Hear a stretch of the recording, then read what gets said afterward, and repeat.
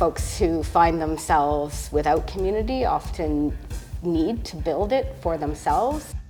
So he built an army of lovers that couldn't be defeated.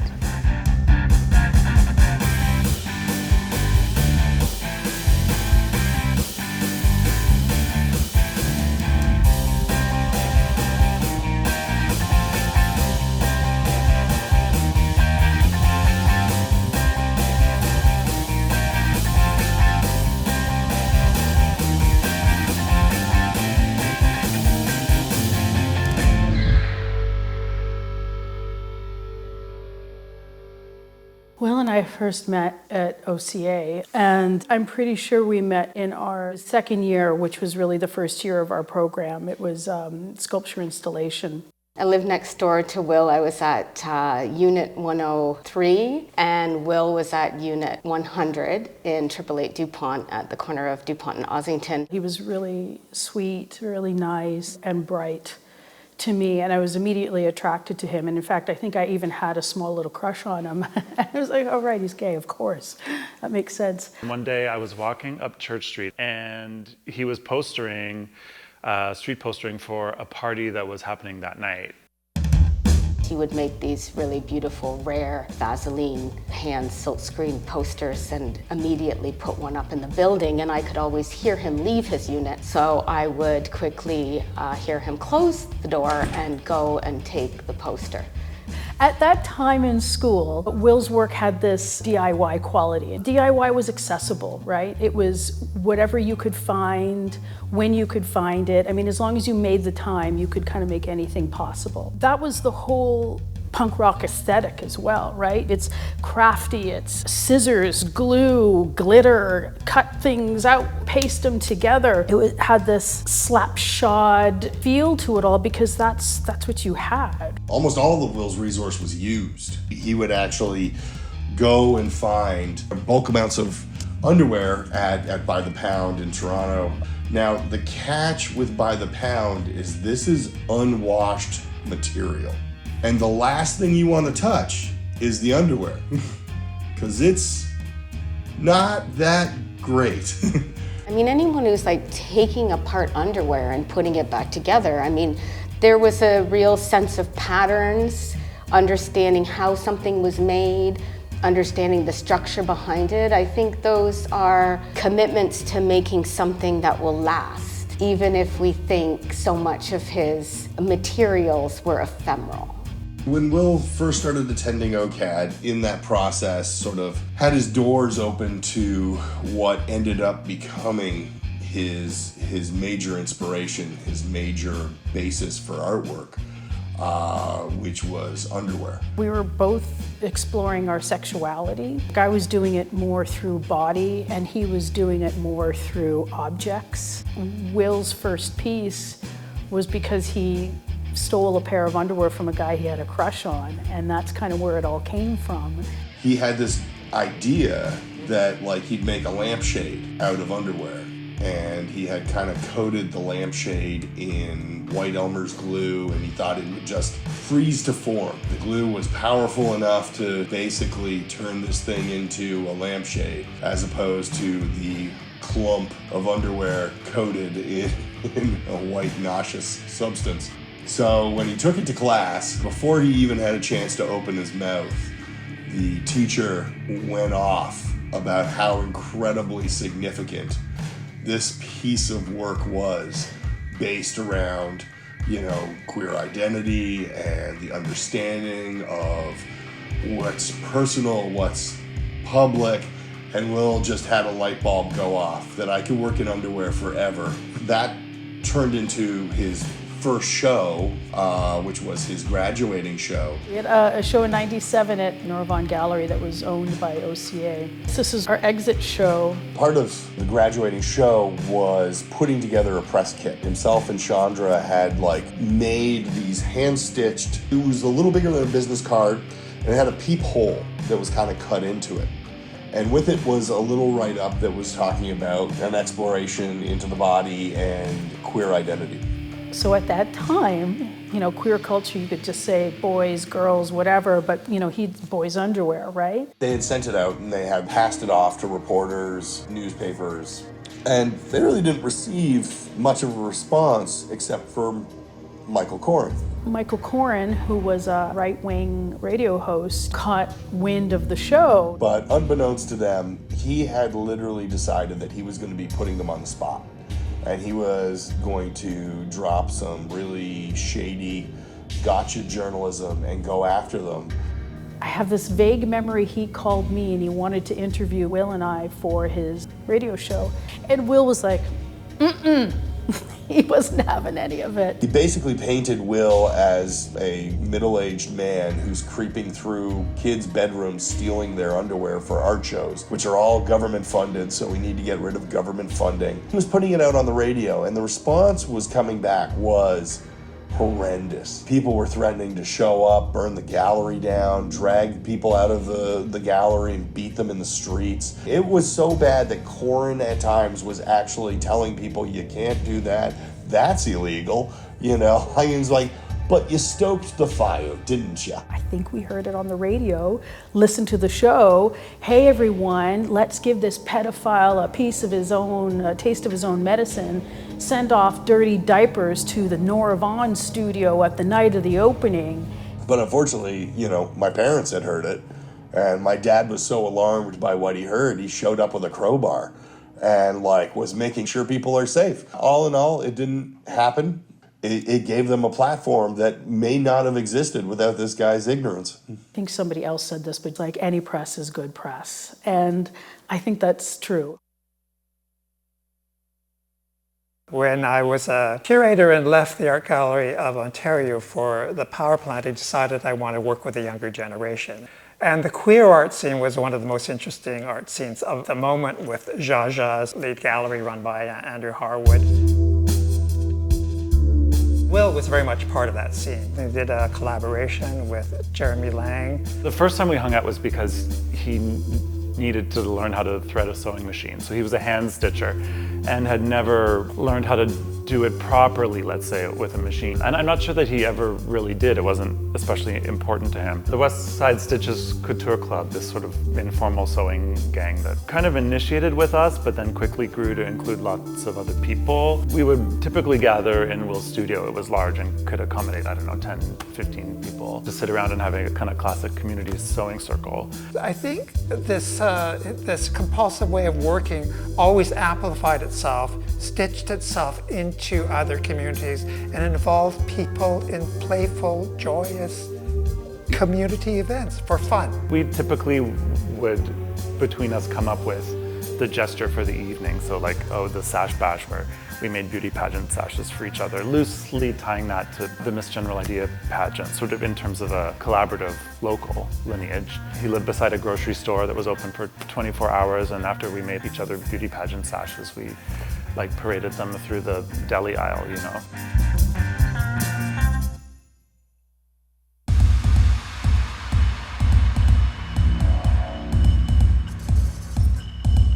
Will and I also collaborated, just the two of us, on a project that ultimately was called Virginia Puff Paint. This was a multi-bodied singular figure that existed in her own self-constructed textile universe. The show saw us create these costumes and various apparatus, all of which was sort of self-fuckable in every way possible, with appendages that could be rearranged at will. Big street-level window with a kind of platform that became a sort of bed for us. And we bisected the space diagonally with a wall that was worked through with various elaborate glory holes, I guess you could say. Viewers were invited to participate in our various delights and sort of played with us through the holes. On view of the street passing by. And this was a one-night performance with everything sort of just dropped. The detritus of it all just sort of dropped and left in place. It was sequins everywhere.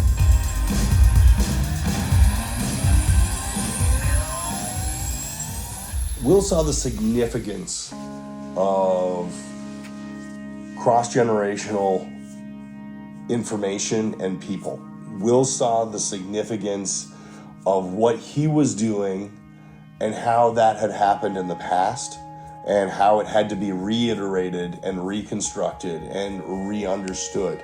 He was informed by punk rock, gay 70s porn, DIY culture, and older artists as well, like G.B. Jones and Bruce LaBruce and General Idea. And I think he took those ideas and wanted to change it for himself. Let's do something different. I think Will was always writing himself into a history. I think he was maybe less interested in writing himself into a mainstream art history. I think he was interested in writing new art historical futures for other generations. But I actually think he was writing queer art histories and queer histories in general in Toronto. He did a quilt, Dead Guys. And Dead Guys was literally a collection of dead queer icons that people didn't really carry as queer icons. Like they were queer icons to him, but like they weren't necessarily queer icons to the general populace or even a lot of members in the community. So for Will, it was what slipped through the cracks and how do we get you to understand that how significant it is.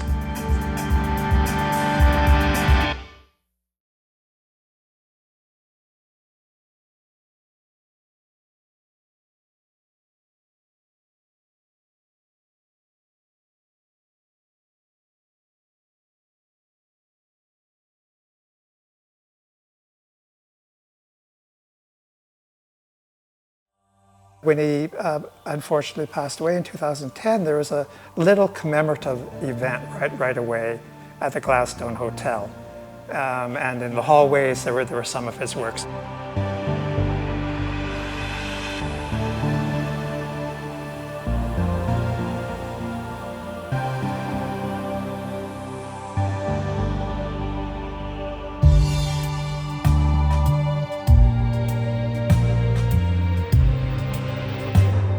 Immediately said to each other, we're going to do the show. We have to do the show before somebody else does it, let's say, improperly. We wanted to make a beautiful, elegant exhibition that sort of belied the idea that everyone had of Will as sort of a punkish, do-it-yourself artist. And even for the art community, we wanted to show the breadth of his work because the art community knew very little of his work. We made this exhibition with an ethos of Will. So that summer, we installed the exhibition, but we were sifting through that material with his friends. This was the most developed exhibition we did at the AGYU with the care we took. We brought everything in, and it was everything. It was a comprehensive exhibition, so it did try to document all his exhibitions from 2000 to 2010. And so we tried to create those in nodes in the gallery, but of course everything was connected, in part by the spine of 7 or 8 vitrines that included chronologically all this ephemera material, stamps, embroideries, little things that he used to produce. And it was surrounded by his wall hangings, like his queer heroes, Klaus Nomi and David Bowie and Lee Bowery. As you sort of rounded the corner, you walked into the early anarcho-punk development, and then that would sort of transfix into larger scale underwear work, the beginnings of Will's first long-term relationship that intertwined into some of that work.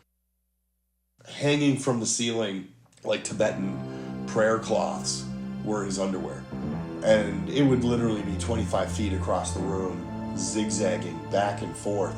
Hundreds and hundreds of pairs of hand-stitched underwear. So it was this like pennants, like you passing through these pennants overhead of all the underwear.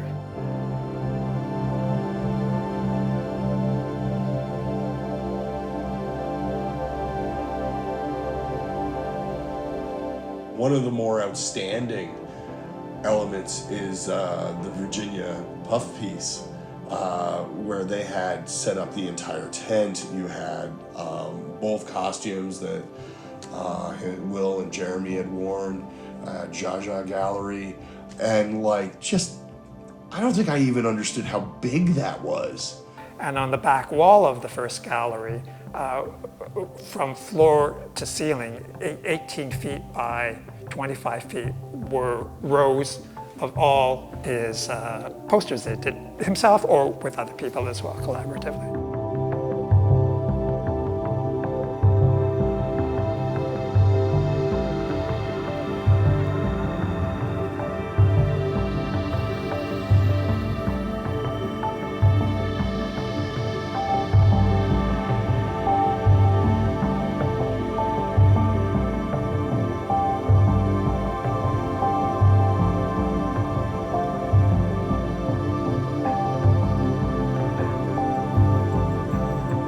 So we decided to create a kind of chill out room. It was kind of the Lesbro room at the end of the exhibition, and we commissioned Allison Mitchell to create a sort of big crocheted canopy. We kind of built this special space of contemplation and sort of queer spirituality. So they were very, very conscious of the emotional ties that we all had to not just Will, but like these various stages of Will. Because I mean, you're also watching as you get near the end, particularly towards the Cosmic Leather Daddy show, you know, him losing the ability to sew. And like, so some of the work that had gone into it had been put together by his friends. Some of it had been done by my mom. Like some of the macrame that went into the sex swings. It was wild to see how much work was created in such a small window of time, you know, and how much life was lived in such a small window. And to have access to that before having to have access to that with other people in the room was truly, it was like visiting a temple, you know, and you felt the significance and the specialness of what you got to bear witness to in that time frame.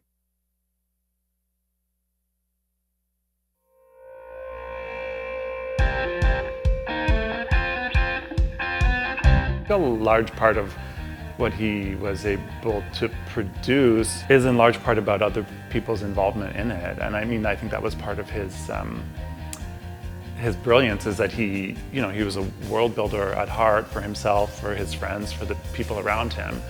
And that's a very galvanizing and motivating spirit to witness and to participate in. But actually, he did such a wide breadth of different things that all spoke to what he was about. Like every single thing was about who he was. Munro's work that's very unique. And I would say, even in all its ephemerality, it totally stands the test of time. I mean, I look at Will's work today and it feels like what some of the coolest artists are making. I think, you know, Will's advice for young students today might be, whatever you do, do it together. Don't try to be an art star. Our whole history, schools participate in this idea that you're an individual and you've got to be the art star. Will was so not that.